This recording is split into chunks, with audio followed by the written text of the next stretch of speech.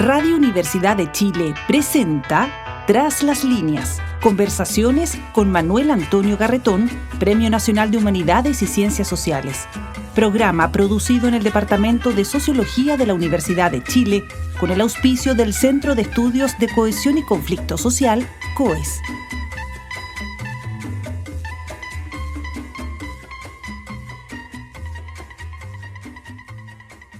Muy buenas tardes.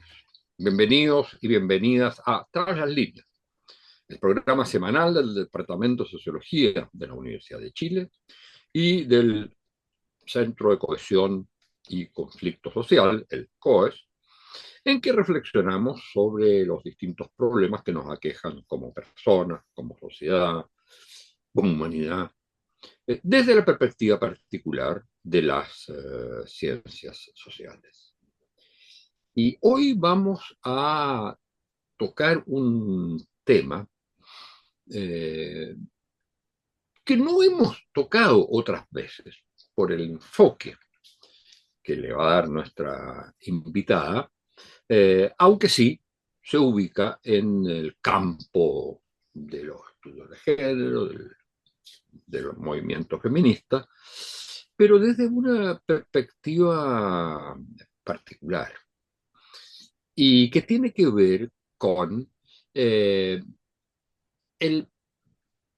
papel que juega, esto a partir de los movimientos feministas, los impactos que han causado y de lo que ha sido uno de los instrumentos principales en la denuncia de los actos violatorios de género, de lo que significa, digamos, un ataque a las mujeres. Entonces, el movimiento ha tenido un instrumento que se usa mucho y que se usa no solo ya en el campo del movimiento feminista, sino en muchos otros aspectos. Tuvo su origen en el tema de las violaciones de derechos humanos en la dictadura, que son las funas. ¿Cuál es el papel de la víctima hoy digamos, en política? La víctima, y eso junta dos aspectos que nuestra invitada ha estudiado. Uno, las transiciones, comparando Chile y España, y otro, el movimiento feminista. Entonces, ¿cuál es el papel que juega en política la víctima?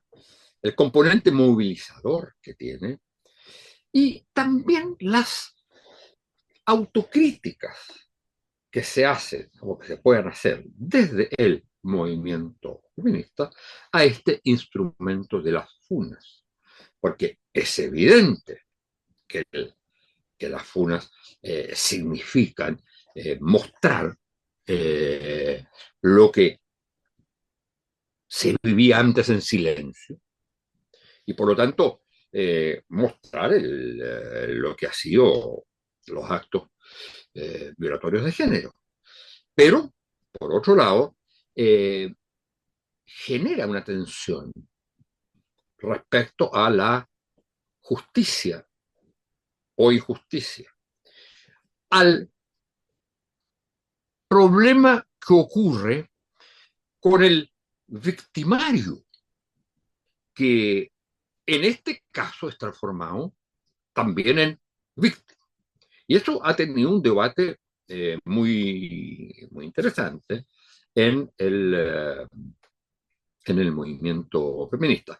Y nuestra invitada de hoy es una especialista en el tema, ha realizado muchas investigaciones sobre eso, sobre las funas, sobre el movimiento feminista y también, como decía inicialmente, comparar las transiciones democráticas que aportan también una luz sobre, aunque ya hayan pasado, pero sobre los conflictos sociales contemporáneos. Bueno, nuestra invitada de hoy es Sandra Vera, que es una socióloga de doctorada en la Universidad de Barcelona, es socióloga de la Universidad de Chile, creo que fue alumna mía, ¿o no? Vamos a ver. Es académica actualmente de planta del Departamento de Sociología de la Universidad Alberto Hurtado y es investigadora principal de uno de estos programas o proyectos que se llaman Anillos. Y sus temas actuales son precisamente estos que estaba señalando. Así que muy bienvenida, muchas gracias por estar con nosotros. Y quisiera partir entonces por digamos, por este planteo inicial de que parece tomar hoy día una importancia mayor que en otras épocas, el tema de la víctima en política, y que permite, digamos, entender la relación que puede haber entre los procesos de transición democrática con el tema de la violación, las víctimas de derechos humanos y el potencial movilizador, y por otro lado, con la violencia de género, que llevó al movimiento feminista a hacer públicas las denuncias a través de estos métodos de la FUNA. ¿Cómo has juntado, y muchas gracias por estar con nosotros de nuevo, cómo has juntado estos dos temas, cómo lo ves hoy día? Mm. Gracias, Manuel Antonio, por la invitación. Gracias por la introducción también, porque creo que me motiva a hacer una genealogía un poco de las inquietudes que mueven asuntos investigativos, asuntos también temáticos de interés, cosas que interrumpen a veces lo cotidiano a quienes somos, que nos dedicamos a la sociología, sobre todo, y decimos, bueno, esto hay que ponerle un zoom, hay que detenerse, poner atención. Y en mi caso, a ver, el 2018, desde el 2016, yo diría, empezó a resonarme mucho, a generar una gran inquietud. ¿Por qué? La pregunta era en realidad esta, era ¿por qué el movimiento feminista post-transicional se está escuchando tanto hoy, a diferencia de otros momentos post-transicional, en que el movimiento feminista se comentaba, se decía, se hipotetizaba en que estaba en una especie de silencio? Y ese silencio se atribuía a distintas hipótesis. No había hipótesis sobre la institucionalización mediante las nuevas institucionalidades que se formaron con la vuelta a la democracia, mediante la disolución de partidos, de organizaciones específicas, mediante la relación del feminismo con las izquierdas, etc. Pero en realidad, más allá de eso, a mí me interesaba más bien como dar una vuelta al enfoque de por qué algo se escucha más que otras veces, siendo que sí existían organizaciones feministas antes. Pero ¿qué pasa? Que del 2015 algo sucede, que la sociedad está más movilizada. Yo fui activista feminista muy, digamos, presente por el año 2005, 2006. Entonces, algo tan básico como que el 2005, por ejemplo, uno iba a una marcha del 8 de marzo, éramos, no sé, 30 pelagatas, y de repente empezamos a ver marchas masivas, ¿no? O masivas en comparación. ¿Por qué lo ubicas en el 2015? Ya. El 2015 me empecé a inquietar sobre todo por la influencia que tuvo en el caso chileno, el movimiento Ni Una Menos en Argentina, y cómo eso genera una resonancia muy fuerte acá. En 2016 hay una marcha enorme que coincide además con el caso de Návila Rifo, ¿ya? ¿Se acuerda del caso de Návila Rifo? Una mujer que fue brutalmente agredida, ¿ya? Y que la noticia, de hecho, tuvo mucho que ver con esta exposición del daño, ¿ya? Por ahí empieza mi inquietud también. Y yo me preguntaba, la exposición del daño, la exposición del dolor, moviliza mucho a las personas o a las audiencias que no son feministas o que pueden ser potencialmente feministas. ¿Qué pasa con eso? O sea, ¿por qué cuando nosotros marchábamos, qué sé yo, el 2005, el 2006, que éramos activistas, digamos, que también dedicábamos gran parte de la vida a eso, pero no lográbamos este nivel de convocatoria? Y una de mis primeras hipótesis al respecto fue, hay un marco movilizador, así como en el marco movilizador quizás para volver a la democracia en Chile, más importante fue los derechos humanos, marco que en ese momento dije, quizás se ampara, forma parte del paraguas de los derechos humanos, pero se intensifica y se modula de una forma mucho más clara, que es el marco contra la violencia de género, ¿ya? Y el marco contra la violencia de género tenía como características, me parecía en ese entonces, porque de ahí le voy a comentar quizás cómo he ido como cambiando o modificando un poco estas conclusiones, pero en ese momento dije, el marco de violencia de género es tremendamente movilizador, y dentro de eso la figura de la víctima muy central para lograr que las personas sientan afinidad con la experiencia, sobre todo en el caso de las mujeres, ¿ya? Que fue lo más notorio en un principio, la idea de esto que fue cada vez, digamos, amplificándose más, esta idea, al parecer todas hemos sufrido violencia, una cosa que convocaba apelando a un relato de experiencia común, ¿ya? Pero la víctima, ahí también, eso lo vincula a lo que había sido los temas de transición, etcétera, porque ahí es claramente la víctima de violaciones a los derechos humanos, y ahí el papel de la víctima, de hecho, los movimientos sociales más importantes, iniciales, ¿eh? Que son los que de alguna manera se configuran contra la dictadura, son los movimientos de derechos humanos. En el caso argentino es clarísimo, con la familiares de detenidos desaparecidos en Chile y la Madre de Mayo en Argentina.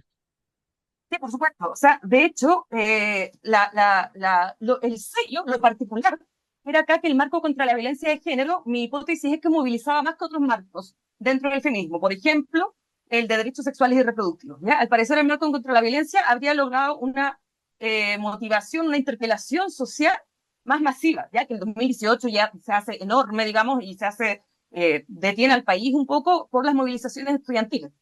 ¿No? Y eso me parecía interesante. Ese es el sello del marco de la violencia de género en el feminismo.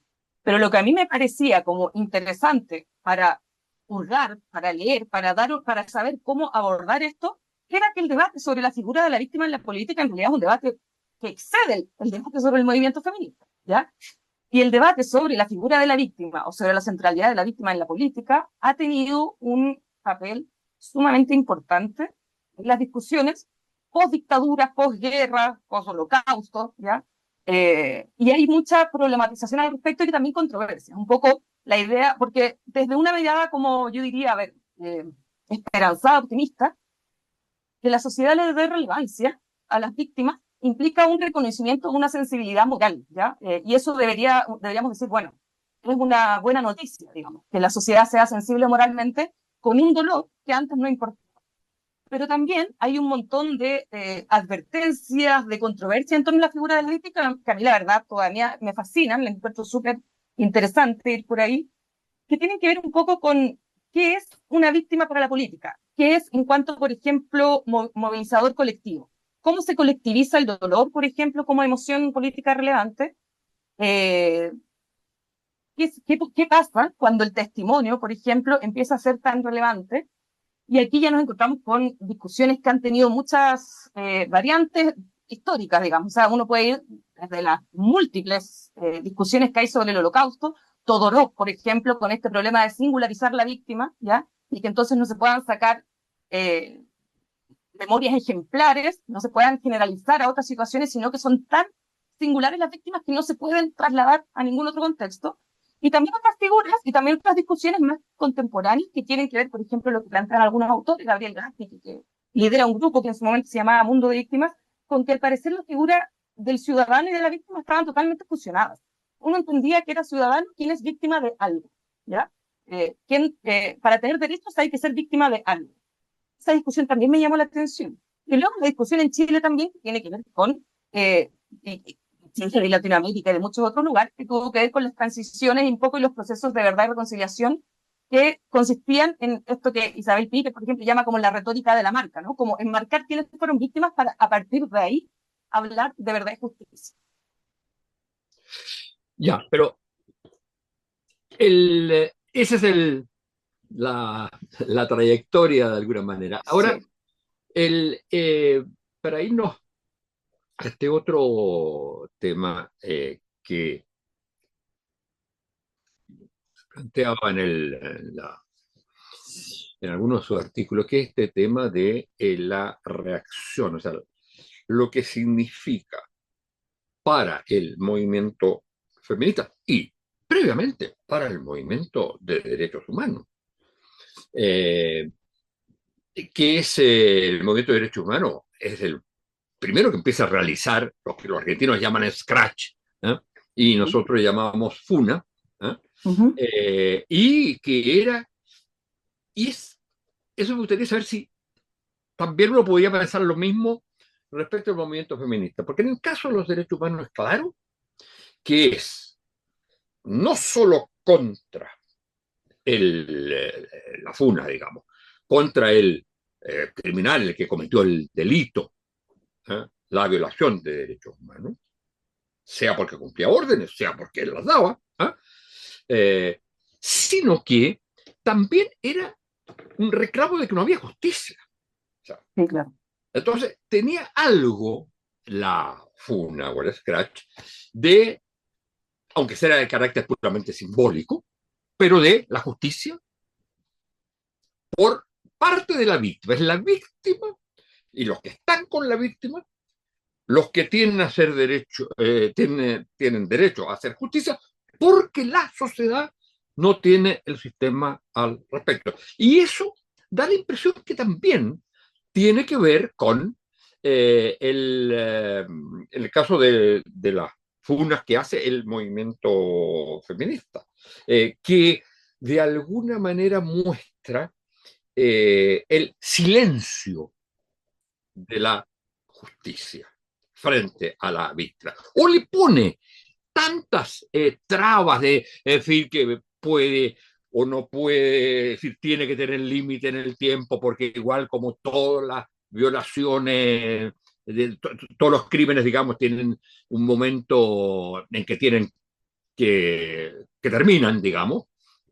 Entonces, y eso provoca una reacción, como lo provocaba en el caso de los derechos humanos, cuando se decía que ya había pasado un tiempo suficiente, entonces que ya no esto ya había aspirado de alguna manera a la culpa. Y entonces, eso mismo fue interesante en el movimiento feminista, porque logró reclamar que cosas que no podía terminar la culpabilidad, sino que tenía que tener un largo periodo, porque hay todo un periodo muy largo y muy traumático en que la víctima es capaz de reconocer lo que ocurrió, ¿eh? Sí. Y entonces solicitar solidaridad para la movilización, etcétera.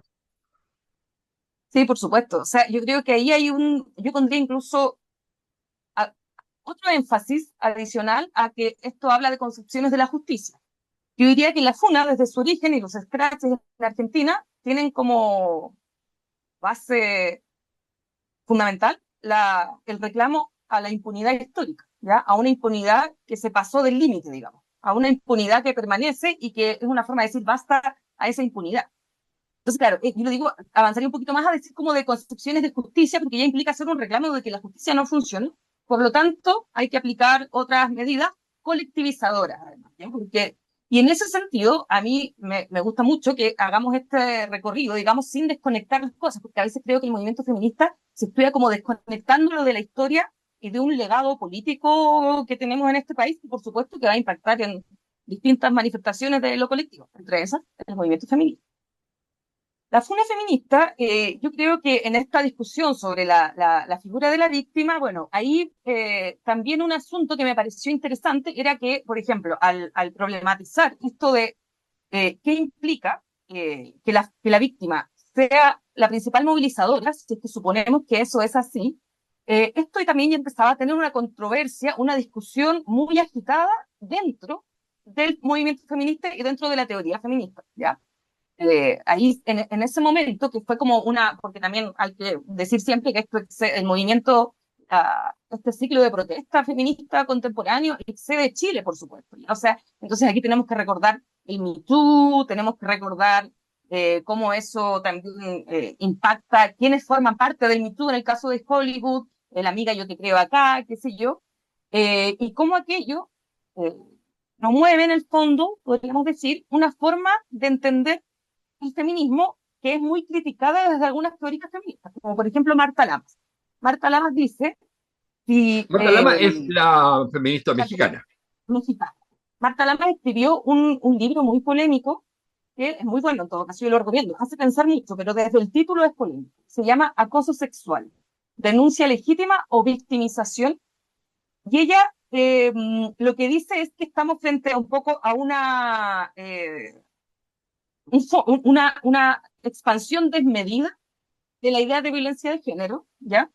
Y que en algún punto eso puede hacer volver a esencialismos de género, ¿ya? Como por ejemplo, suponer que todos los hombres son potenciales violentadores y todas las mujeres son potenciales víctimas, constitutivamente, ¿ya? O sea, estructuralmente.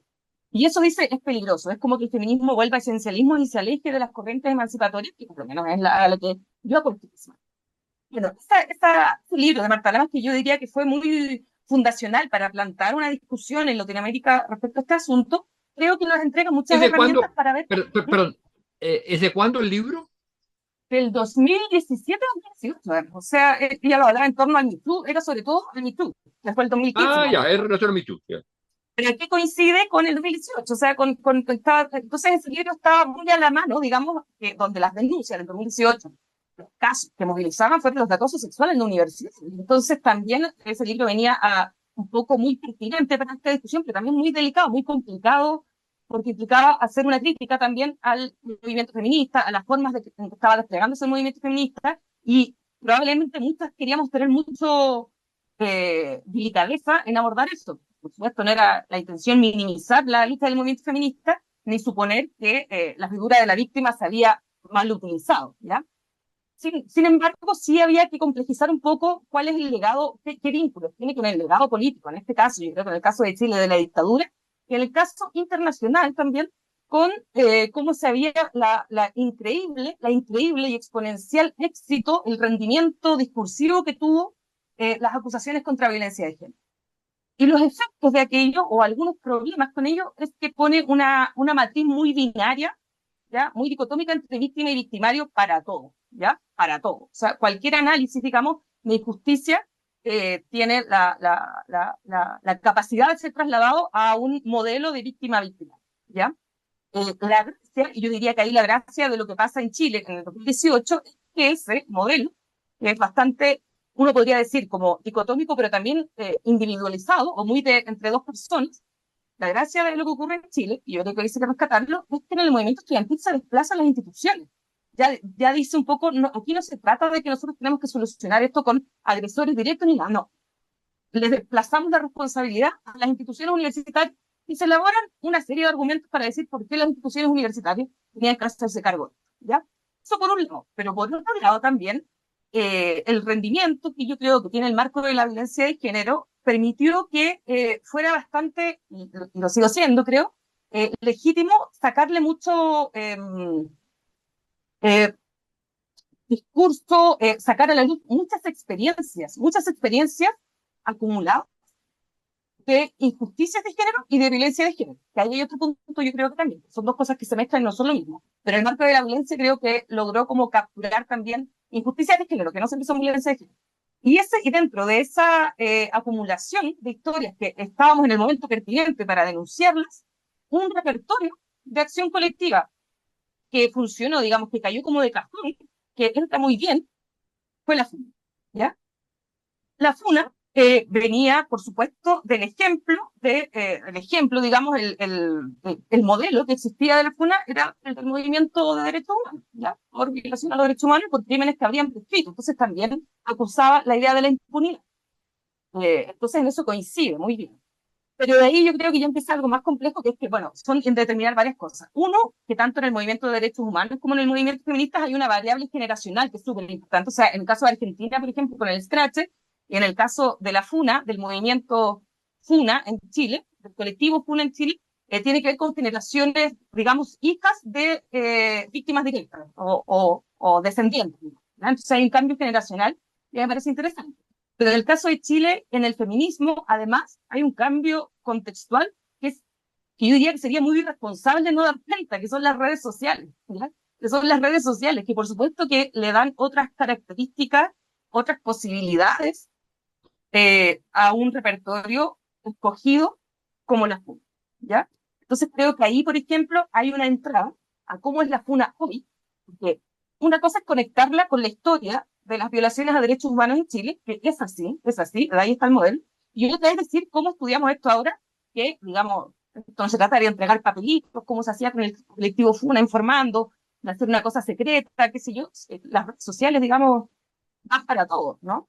Eh, entonces eso O no hay sea, ninguna cosa. son un campo donde la arbitrariedad puede, en algunos casos, ¿eh? entrar a superar el elemento de justicia que tiene básicamente la FUNA en la medida que reclama una justicia y que ejerce una justicia porque el sistema judicial no lo hace. Pero con el cambio, digamos, básicamente que se señala en la cosa de las redes, ahí cualquiera puede hacer cualquier acusación y si alguien la rechaza es inmediatamente visto como colaborador del victimario o victimaria. Yo creo que ha tenido una trayectoria también. Creo que hemos estado en momentos distintos al respecto. Creo que al principio eh, hay un estudio muy bueno, yo lo recomiendo mucho, que además a mí me llama la atención lo poco que se estudia la FUNA en Chile, ¿eh? Como desde las ciencias sociales. Pero hay un trabajo muy bueno de Carol Schmeister, que es como la historia de la FUNA en Chile, y ella, por ejemplo, identifica que la primera FUNA feminista que se hizo ¿Cómo? fue, A ver, porque es interesante para el público. sí, ¿Cómo se sí, llama el libro? es la tesis de una estudiante de Derecho que se llama Carol Schmeister, y la tesis se llama La FUNA, aspectos jurídicos y sociales. Creo que ese es el nombre. Ya. Es un trabajo muy interesante y que además cuando a mí me empezó a interesar esto, me llamó la atención que en Chile exista muy poco todavía de estudios sobre algo sumamente como abordable desde muchas aristas para las ciencias sociales, desde la sociología, súper importante, para la tesis que hay es de derecho, esa que existe, ahora hay más de ciencias sociales. Pero ahí, por ejemplo, además de que tiene una reflexión muy contundente, también tiene una revisión histórica sobre la FUNA que es interesante. Que desde ella, desde ese estudio, por ejemplo, identifica que la primera FUNA feminista más conocida, la mediática, fue contra un integrante del grupo Los Tetas, de las bandas Los Tetas, ¿se acuerdas de eso? Que se llamaba Mm. Tea Time. ¿Perdón? El sujeto en cuestión se llamaba Tea Time, era su nombre artístico. Eh, entonces él eh, interpelado en las redes sociales y ella la clasifica como la primera funa que tiene un éxito enorme y que en gran medida consistió esa funa en que la denunciante mostraba heridas. O sea, nuevamente esto de la exposición del daño como algo al parecer que moviliza bastante. Y ella, bueno, en el caso de este estudio, que dice que esta fue como la primera funa más feminista, dice, por violencia de género.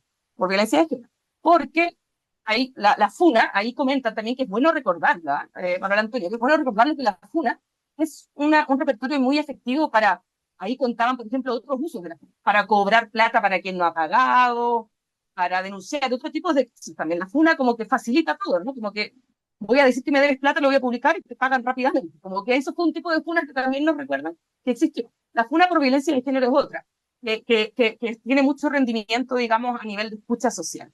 Y ahí yo creo que hay te decía que tiene un recorrido la recepción de la funa, porque yo creo que hoy sí estamos haciendo muchas revisiones, muchas distinciones que no existían al principio. Entonces, creo que la trayectoria comienza con una intención de la funa por violencia que tiene como el mismo carácter o un carácter muy parecido al de las funas por violación a los derechos humanos, que es la sanción social, pero también la prevención de nuevas víctimas. ¿Ya? Es como decir, esta persona es una advertencia, también se plantea como una advertencia. Eh, y en ese sentido, todavía no tendríamos por qué hablar, por ejemplo, del linchamiento público. Pero el recorrido de la FUNA, tal como tú dices, ha tenido ya unos usos enormes, ¿no? Para muchos tipos de casos y donde también por las características de las redes sociales no tiene por qué haber una investigación muchas veces de por medio. Es innecesario, es innecesario. Yo coincido en que eso trae problemas que además están totalmente identificados, o sea, y eso sí lo he estudiado dentro de las controversias dentro del feminismo, como por ejemplo la banalización de las ideas de violencia de género, el uso indiscriminado, el castigo injusto, la posibilidad de que haya venganzas por otras razones, un montón de cosas. O sea, bueno, lo que nos consta a nosotros que lo hemos visto mucho, que también puede ser un arma para denostar políticamente a alguien, en su caso fue al candidato a presidente, qué sé yo. O sea, se empieza eso, pero eso parte del recorrido, un poco como unos usos ya descontrolados, ¿ya? Descontrolados. Entonces, bueno, ahí creo que hay una evaluación que hacer en términos de cuáles son los sentidos de justicia que hoy se juegan en un acto como la FUNA, y también dar cuenta de que esa discusión existe, ese desacuerdo dentro del feminismo y en la sociedad chilena es algo de que en este momento sí es conversa. Quería que eso quedara claro, porque claro, ahí queda la posibilidad de que efectivamente como la misma noción de víctima empieza a ser muy radical, ¿saben? Porque si hay alguien acusado que sufre consecuencias, como si fuera culpable, no siendo culpable, entonces se confunde ya quién es víctima, quién no es víctima, etc. Entonces, como creo que ahí hay un recorrido del repertorio de la acción de la FUNA, como de la crítica a la acción de la FUNA, que está en otro momento al inicial. Ahora, y esto tenemos que ir terminando, ¿Sí?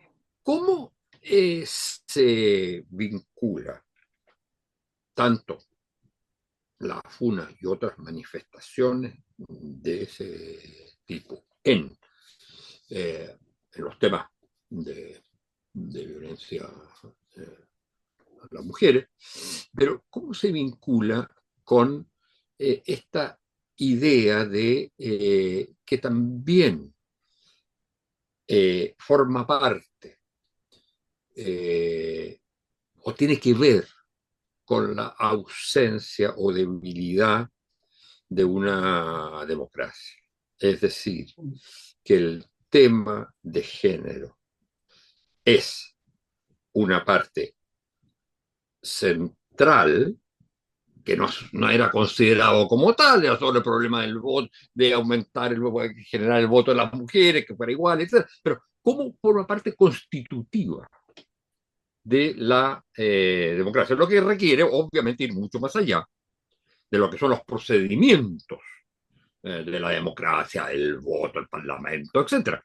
Hay algo en la relación de género que es parte constitutiva de la democracia. Sí, yo creo que tanto como en la idea de la figura de la víctima como en el repertorio de la FUNA, si hay algo que nos pueden entregar como para poder pensar la democracia, son varias cosas. A ver, primero yo pensaría, por ejemplo, en algo que es muy importante destacar hoy en día, que es el estatuto de la verdad en lo social, ¿ya? Y en la política. Darle importancia a que la verdad importa, ¿ya? Y creo que con la FUNA, con repertorios como la FUNA, abordamos un poco las dos cosas. Desde la perspectiva, digamos, que rescata que la FUNA vino a colectivizar un malestar que estaba siendo ignorado. Y en ese sentido, nos enaltece como sociedad en la medida que nos da una mayor posibilidad de ser sensible a algo que antes estábamos siendo indolentes. Creo que ahí se entrega un valor muy importante, un repertorio como la FUNA, para decir, bueno, esto estaba sucediendo, ya no nos podemos hacer los lesos ni las lesas, ¿no? Tenemos que verla, y ahí hay una verdad que forma parte, entonces, que tiene que empezar a formar parte de la justicia, ¿ya? De los sentidos de justicia, de las nociones de justicia. Que cuando pensemos en justicia, automáticamente se nos venga a la cabeza, la justicia también involucra, por ejemplo, la desigualdad de género, la violencia de género, qué sé yo, que era algo que probablemente podía pasar por alto en los discursos sobre justicia post-transicional. Pero también creo que hay otra cosa que es muy valiosa, que yo creo que ha hecho el movimiento feminista, que es un arma de doble filo, pero creo que ahí es donde desde la sociología, por ejemplo, podemos hacer algunos alcances, que es la traducción de cualquier lucha contemporánea al lenguaje de las leyes o del lenguaje jurídico, ¿ya? Y eso es problemático, yo creo, y creo que ahí podríamos discutir si es que en eso tuvo que ver también el marco de los derechos humanos, pero creo que el lenguaje del derecho puede precarizar algunas discusiones. Yo creo que algunas hay que darles un contenido, un sustento social cultural que no llega, digamos, la lengua jurídica. Y en ese sentido, por ejemplo, creo que la FUNA, por lo menos desde las investigaciones que con mi equipo hemos hecho, cuando decimos por qué ese es algo ya tan criticado, ha traído muchos problemas. Cuando se institucionaliza, por ejemplo, el género en las universidades, hay protocolos, y siguen habiendo FUNAs, ¿qué podemos como concluir de esto? ¿O qué nos interesa a nosotros observar? Uno es preguntarnos, es responsable preguntarnos por qué sigue existiendo si se supone que hay un protocolo ya que debería justamente existir para que no ocurra esta justicia paralela, ¿no? Y ahí tenemos que ver entonces, bueno, hay algo que yo creo que eso es muy interesante de ver ahora, que no soluciona lo legal, ¿ya? Por ejemplo, en el caso de las universidades me parece un muy buen ejemplo de cuando hay una funa, nos consta que hay un tejido social, hay un daño al tejido social que genera conflictos que van mucho más allá del denunciado y la denunciante, ¿ya?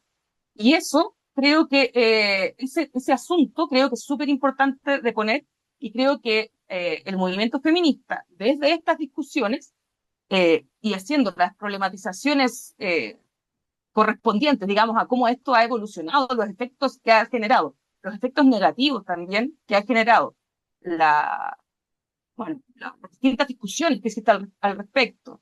Creo que nos permiten igual hablar de que tenemos que ampliar el sustento social del contenido de la justicia en democracia, ¿ya? Y eso también tiene que ver con el margen para la conversación democrática, es decir, tener muchos más elementos que los que creo que tendió a importar el movimiento feminista, así como muchos otros movimientos de la lengua del derecho, y del derecho penal, además, sobre todo. Bueno, muchas gracias. Ha sido una discusión, una conversación muy aleccionadora, muy interesante, porque estos temas son objetos normalmente de posiciones en uno o en otro sentido, y son menos temas de estudio. Hay veces que hay temor en los estudios, en hacer estudios, que va a decir cosas, consecuencias distintas a la que uno espera de lo que considera que es un cierto acto de justicia. Entonces, hay una necesidad de ver que, y ese es el gran problema en la relación con las leyes que tú señalabas, es que en toda acción humana hay significaciones, contenidos, lecturas distintas que pueden llevar a mejorar la condición humana y la relación entre la gente, o que pueden empobrecerla, o que pueden desviarla. Y ese es lo que permanentemente hay que estar haciendo. Es lo que se llamaba como un elemento sustancial de la democracia, que es la deliberación democrática, que es la deliberación, que es la reflexión. Y en eso, la investigación, el aporte de las ciencias sociales, el mostrar la ambigüedad que las acciones que consideramos perfectas, perfectamente malas o perfectamente buenas, tienen contenidos y significaciones distintas. Bueno, muchas gracias por haber estado con nosotros, Sandra. Muchas gracias a ustedes, señoras y señores auditores y auditoras, y será hasta la próxima semana. Perfecto. Radio Universidad de Chile presentó Tras las líneas, conversaciones con Manuel Antonio Garretón, Premio Nacional de Humanidades y Ciencias Sociales. Programa producido en el Departamento de Sociología de la Universidad de Chile con el auspicio del Centro de Estudios de Cohesión y Conflicto Social, COES.